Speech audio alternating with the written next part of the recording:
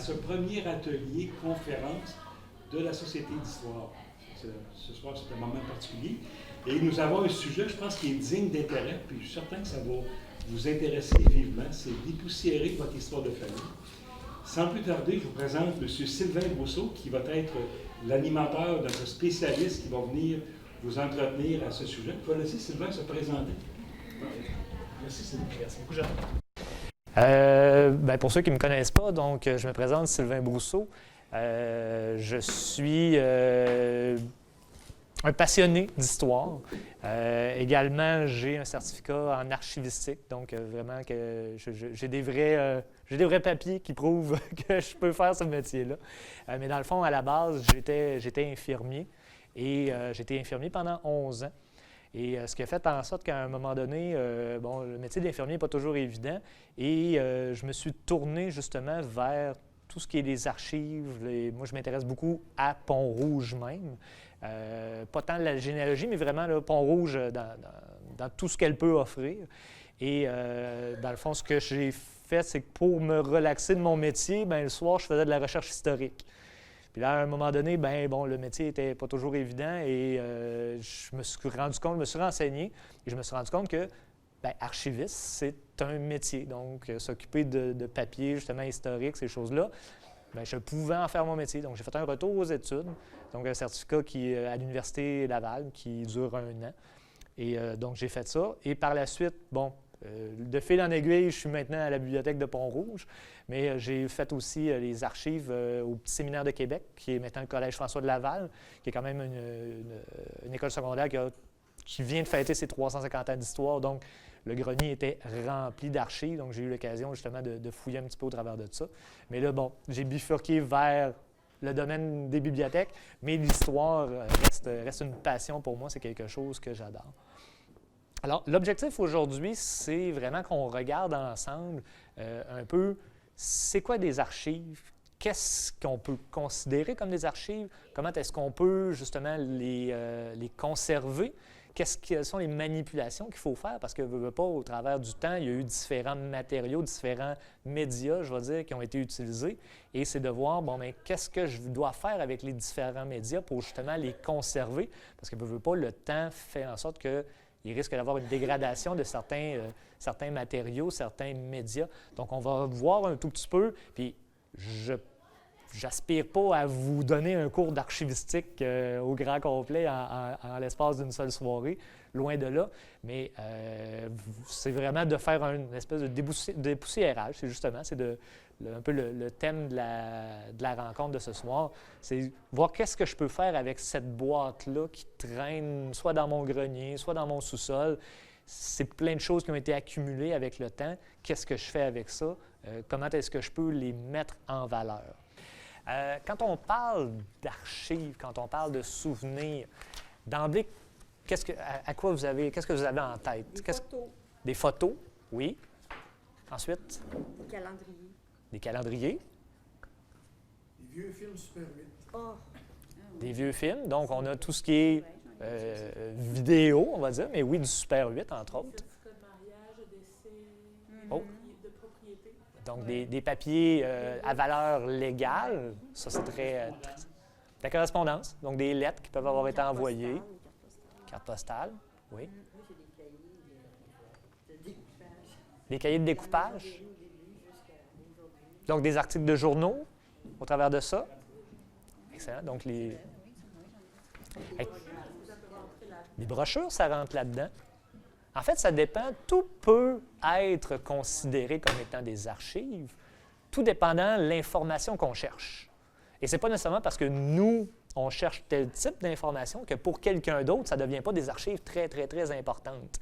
Et c'est là, des fois, que malheureusement, il y a des gens qui se débarrassent de certaines choses en se disant je ne sais pas ce que c'est.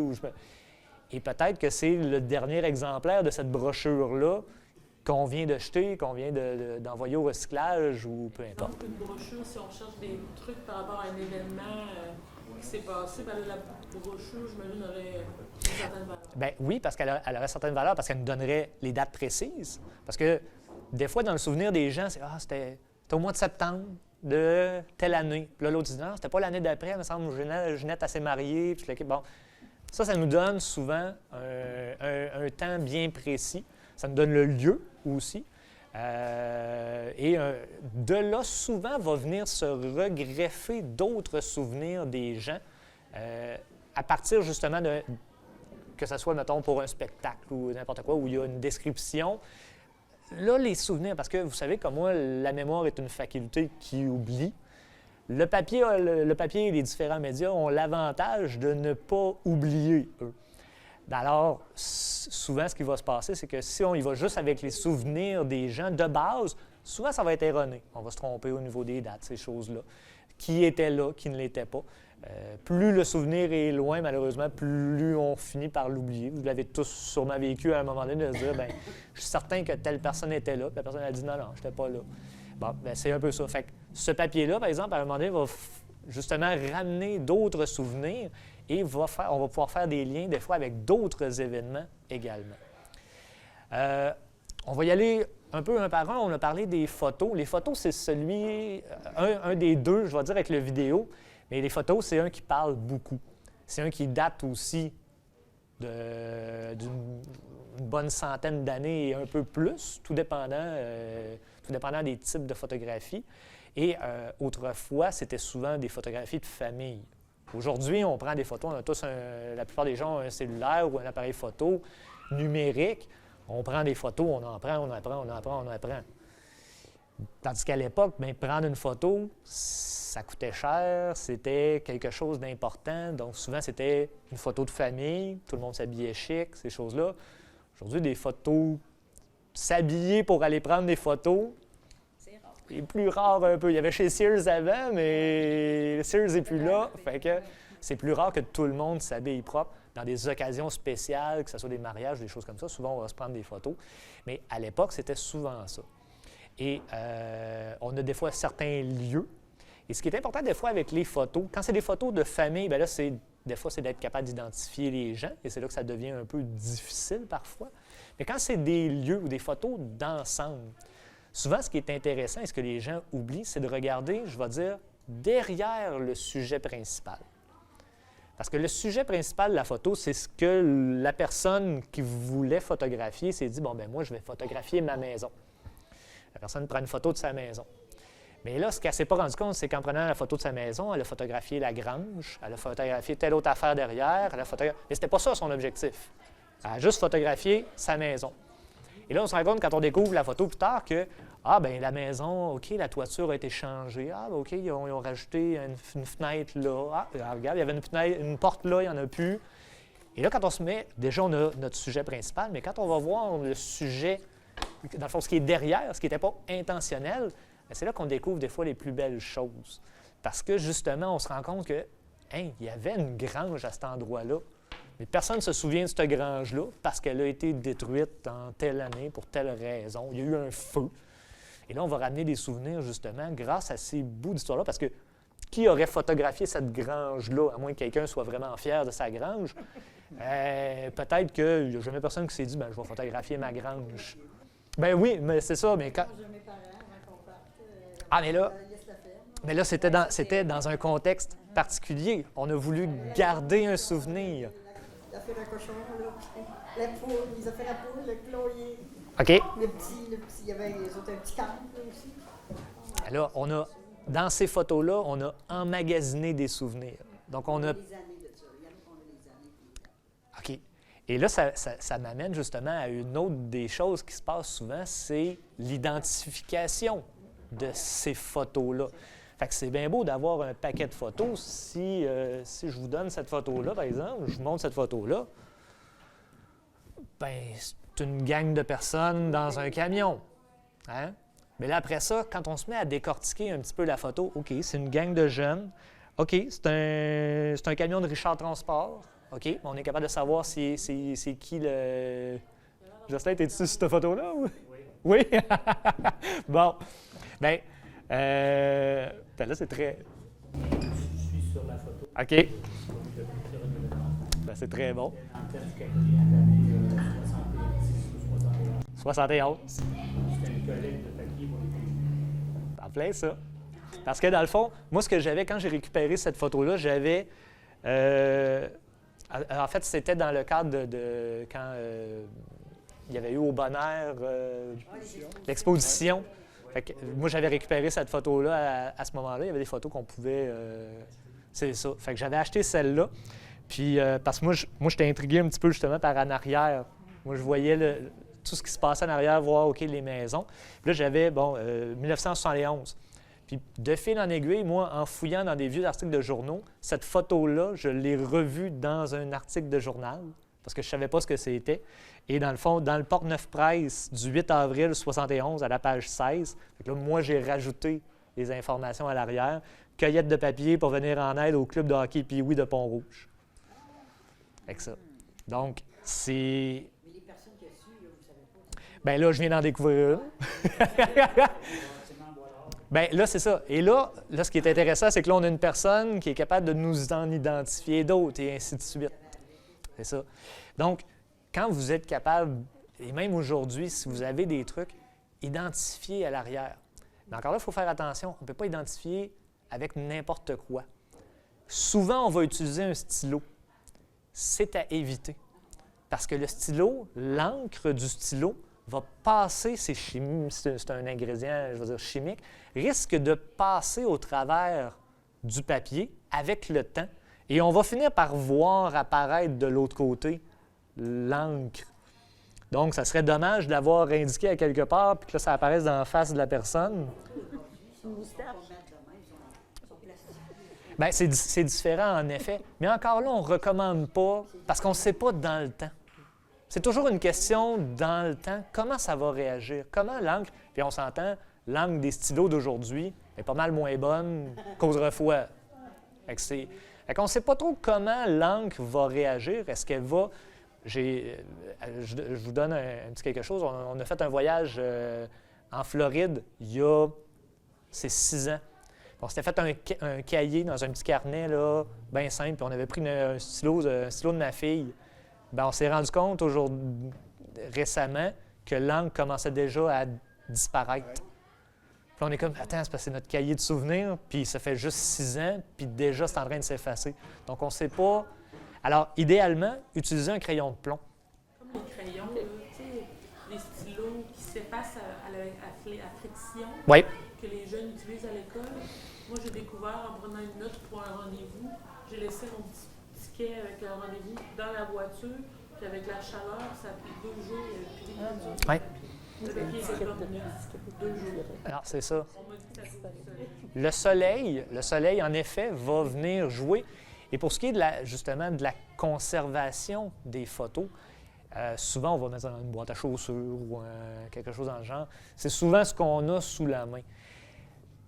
Il y a un risque, mais qu'on ne peut pas nécessairement contrer complètement. Il existe en archivistique des boîtes faites spécialement pour ça qui sont à pH neutre, donc qui ne sont pas censées interagir justement avec ces choses-là.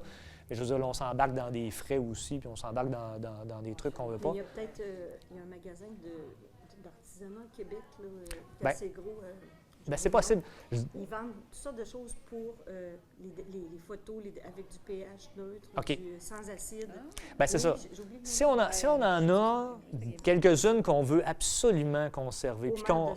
Au maire de serre, oui, on sûrement ce genre de trucs-là. Tout ça, oui. Sinon, bien, sur Internet, vous fouillez sur Internet, il y a possibilité d'en trouver. Comment? Je ne saurais pas dire. Il faudrait vérifier, parce que souvent, bureau en gros, bien, maintenant, ils ont ce qui est en magasin, mais avec Internet, justement, ce qui est dans les entrepôts, des fois, il n'est pas nécessairement sur le plancher, fait qu'il y a peut-être possibilité de l'avoir quand même. Donc, si vous avez des photos très, très, très importantes, si vous voulez investir un petit peu, bien, ceux-là, vous pourriez les mettre. Les autres qui ont peut-être un petit peu moins de valeur, bien, l'important, c'est justement, on disait, de les conserver de la lumière. Parce que le procédé photographique, dans le fond, surtout autrefois, là, aujourd'hui, c'est un peu différent, là, mais ça reste que c'est une impression, ça reste que c'est de l'encre sur un papier. Et il peut y avoir des réactions chimiques, en fait. Les photos étaient développées autrefois dans une solution chimique. On se souvient tous de ça avec les lumières rouges puis dans les petits bacs, ces choses-là. Bien, ça reste que c'est une réaction chimique. Donc, le soleil va venir justement faire pâlir les couleurs, va créer d'autres choses au niveau chimique. Donc, on risque de détériorer les photos. Si vous voulez les encadrer, ces choses-là, il existe des vitres, justement, qui sont faites pour éviter, justement, que les rayons atteignent la photo et la dégradent. Donc, en gros, pour les photos, c'est ça. Je vous dirais, prenez le temps de regarder les sujets qui sont derrière. De cette façon-là, moi, j'ai découvert, entre autres, il y a une photo quand ils ont terminé le chemin de fer ici. Il y a une photo, justement, un train arrêté sur le pont qui traverse la rivière. Mais moi, ce que je trouve intéressant, c'est l'église derrière. Parce que l'église qu'on voit souvent, si vous regardez la plupart des photos, les premières modifications de l'église sont faites. Donc, le clocher est différent, les clochetons ont été rajoutés. Mais c'est les seules photos de l'église de base, donc la première église, avant que les clochetons soient rajoutés, le clocher d'origine, parce que le clocher qui est là, c'est le deuxième clocher qui est de l'église. Donc, si on regarde juste le premier plan, on ne le voit pas, mais quand on regarde en arrière, on se rend compte que, oh, OK, l'église, elle ressemblait à ça. Parce que, en tout cas, personnellement, je n'ai jamais trouvé de photos de cette église-là. Il en existe peut-être, mais moi, je n'ai pas eu l'occasion de les voir. Si on parle maintenant de numérisation, parce que photo, maintenant, bon, on va beaucoup vers le numérique. La numérisation, c'est quelque chose qui est très, très, très pratique, surtout si on veut diffuser. Parce que, je veux pas, si je prends cette photo-là, puis tout le monde se la passe, puis tout le monde l'amène chez eux pour la montrer à sa famille, puis ci, puis ça, vous comprendrez que dans un mois, elle va revenir dans un état peut-être plus ordinaire qu'elle l'est actuellement. Donc, souvent, ce qu'on utilise aujourd'hui, c'est justement Internet et tout dans le fond, le principe de numérisation.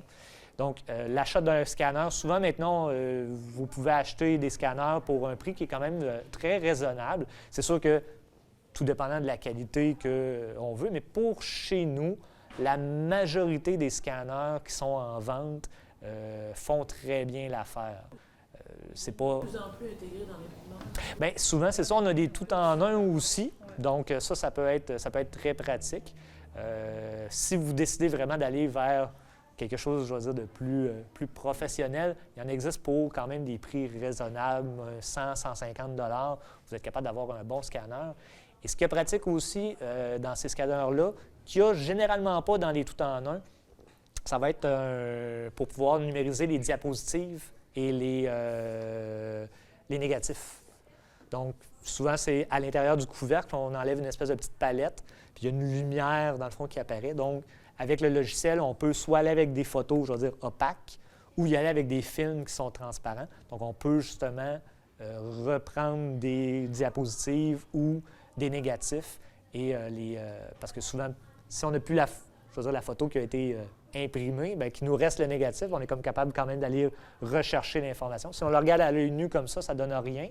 Mais avec les logiciels, on est capable d'inverser les couleurs et de retrouver les couleurs d'origine. Je comprends que si je scanne avec un appareil dont tu parles, oui, à partir de négatif de photo, il va scanner un positif. Oui. En fait, dans le logiciel qui vient avec le scanner, on va vous le demander. Okay. Donc, est-ce que vous voulez un positif ou si c'est un négatif? Donc, ça, il y a possibilité justement d'ajuster ça. Puis, souvent, ça va être par essai et erreur là, au début quand on commence à l'utiliser, mais généralement, c'est quand même assez facile d'utilisation. De toute façon, toutes les applications pour travailler sur les photos ont l'option de virer en négatif. À la limite, oui. Si tu as déjà un négatif, que tu vires en négatif, tu vas avoir une photo noir et blanc positive. Avec les logiciels pour justement traiter les photos, il y a possibilité. Là, on parle d'un scanner, pas nécessairement de mon imprimante là, qui peut toujours numériser. Bien, celui-là, généralement, il n'y aura pas la fonction Non, c'est ça, avec les négatifs, ces choses-là. C'est vraiment, habituellement, c'est une machine à part, celle-là. Okay. Une machine à part, justement, là, que tu peux insérer des négatifs Aussi. ou des diapositives. Là. Ça prend ta photo, elle apprend ta photo, mais ça marche une clé USB connectée à ton ordi. Puis tu transfères ça où tu veux. Moi, je l'ai acheté sur Amazon, je pense. Ah, c'est ça. Il existe plusieurs technologies. Tu transfères ça où tu veux, c'est ça, le où tu veux, c'est ça? Ah bien là, le où tu veux, de transférer ça où on veut. Alors là, c'est important. Dans le fond, notre ordinateur, quand on numérise des photos, c'est un peu comme une boîte. Oui, C'est le même principe. Si je laisse tout ça pêle-mêle, ben c'est comme si je prends mon paquet de photos, excusez-moi le terme, je le sac dans ma boîte, je ferme la boîte. C'est le même principe. Donc, au même titre qu'on va identifier nos photos, oui? On parlait je veux juste revenir à la photo numérique. Oui. Est-ce que la qualité va se perdre de la longue? Parce qu'à un moment donné, il y a déjà quelqu'un qui m'a déjà dit une photo numérique, là, au bout de certain nombre d'années, là, tu perds de la qualité, puis à un moment donné, est-ce que c'est le cas? En fait, non, parce que une photo numérique, c'est des 1 puis des 0. De l'informatique, comme ça, c'est une série de 1 et de 0 qui sont, c'est un paquet, qui forment l'image. Donc, dans le fond, qui dit, bon, bien, telle couleur va à tel endroit. Donc, ça, et même quand on en fait une copie, on ne perdra pas de qualité. Comparativement à si je prends un document, je le photocopie, je perds toujours un petit peu de qualité. Prenez le même document, puis refotocopiez toujours la feuille qui est sortie. À un moment donné, vous allez avoir une feuille noire, inévitablement. Même principe quand on parlait Super 8 tantôt, mais VHS, ces choses-là, quand on faisait des copies ou des cassettes audio, on finit toujours par perdre de la qualité parce qu'il y a un transfert qui est fait, une réécriture. Tandis que le format numérique, on fait juste reprendre la même série de chiffres. L'ordinateur reprend les chiffres, les retransfère ailleurs et reprend la même série de chiffres. Si la série de chiffres est plus la même, bien là, ça ne donnera pas la photo. Donc, ça ne fonctionnera pas. Est-ce qu'on peut perdre des données? Est-ce qu'un ordinateur peut perdre dans son disque dur des choses? Oui. L'informatique, c'est loin d'être infaillible. Et c'est vraiment un sujet très important au niveau de l'archivistique actuellement parce que actuellement, tout le monde garoche tout sur le numérique. Toutes nos photos, justement, sont toutes en numérique, ces choses-là. Et la grosse question, c'est et s'il arrivait un problème? Si du jour au lendemain, parce que vous savez comme moi, bon, là, il ne faut pas se mettre à avoir peur, mais je veux dire, un verre informatique ou un virus, bien, ça peut arriver, ça peut infecter. On sait, il y a déjà eu des attaques. Bon, souvent, c'est plus pour avoir des comptes bancaires, des choses comme ça. C'est moins vos photos de famille, là, c'est moins ce qu'ils visent généralement. Mais ça reste qu'ils peuvent aller endommager justement cette séquence-là. Et là, la photo pourrait être irrécupérable. Donc, c'est... Ah bien là, c'est ça. Là, si on ne l'a plus en format papier, là, ça devient tannant. Et encore là, au niveau de comment est-ce qu'on conserve les différentes données, actuellement, ce qui est le plus fiable, c'est le disque dur de votre ordinateur. Parce qu'il y a vraiment une écriture qui est faite dessus. Et même si votre ordinateur meurt du jour au lendemain, vous arrivez et le power supply, l'alimentation ne fonctionne plus, bien, on est capable d'aller rechercher parce que c'est écrit. Souvent, quand on s'est fait, au début, quand les DVD et les CD sont arrivés, on s'est fait dire « ça va être bon pendant 100 ans ». Oh, que c'est loin d'être vrai. Ils se sont vite rendus compte que c'était faux. Et, oui, les CD de musique. Et en fait, ceux qu'on grave par nous-mêmes, c'est pire. Ceux qu'on achète du commerce, si on achète un CD qui a été un vrai CD original, la qualité est quand même un peu meilleure. Mais si on grave nous-mêmes un truc, bien là, ça va dépendre de la qualité du disque que vous achetez. Hein, parce qu'il y a différentes qualités de disques, il y a différentes compagnies. Fait que, veux pas, si vous prenez le disque le moins cher, bien, c'est comme n'importe quoi. Si vous prenez le plus cheap, bien, attendez-vous à la qualité la plus cheap aussi. Donc, la durée de conservation la plus basse. Donc, actuellement, en archivistique, au lieu de parler de 100 ans, on parle plutôt de 4 ans. On parle plutôt de faire migrer, pour être sûr de ne perdre aucune donnée, on parle de le faire migrer aux 4 ans, pour être sûr de rien perdre. Bon, est-ce qu'on va tous commencer à refaire des copies de nos CD puis nos DVD aux 4 ans? Peut-être pas. Hein? C'est ça, on n'a pas le temps, on ferait juste ça. Donc, comme je vous dis, tout dépendant de la qualité, on connaît tous un peu là, les bonnes compagnies, puis si on sait qu'on a acheté des choses cheap, bien, ça vaudrait peut-être la peine éventuellement de leur transférer. Mais... Une clé USB, c'est différent de ça? J'y viens, bien, on va en parler en fait. Clé USB, c'est le pire Ah oui? sur lesquelles on peut conserver nos choses. Pourquoi? Parce que c'est de la mémoire qu'on appelle flash. Donc, ce n'est pas gravé. Un CD, vraiment, le laser va venir graver sur le disque. Là, si on le brise, ces choses-là, bon, il peut y avoir des pertes de données. Le disque dur, même chose, c'est écrit dessus. Oui. La mémoire flash fonctionne d'une autre façon et un simple champ magnétique peut la désactiver complètement. OK. Donc, les clés USB, c'est bon pour transporter des documents, pour les amener ailleurs, mais ne conservez pas, visez pas ça à long terme, ça va se perdre. C'est pas sûr, mais presque sûr. À ce compte-là, les petites cartes mémoire, Bien, c'est un peu le même principe. Ça reste que c'est pas gravé dessus. Donc, ben c'est ça. C'est très bon, mais souvent, là, actuellement, on s'en sert, mais à court terme. Je veux dire, on va prendre nos photos numériques, on va les transférer dans notre ordinateur. Bon, ça se peut qu'on les garde pendant un certain temps, mais en même temps, quand on s'est fait vendre ça au début, on disait 100 ans. Puis je ne remonte pas, ça fait pas 100 ans là, qu'on en parle, là, que ça existe.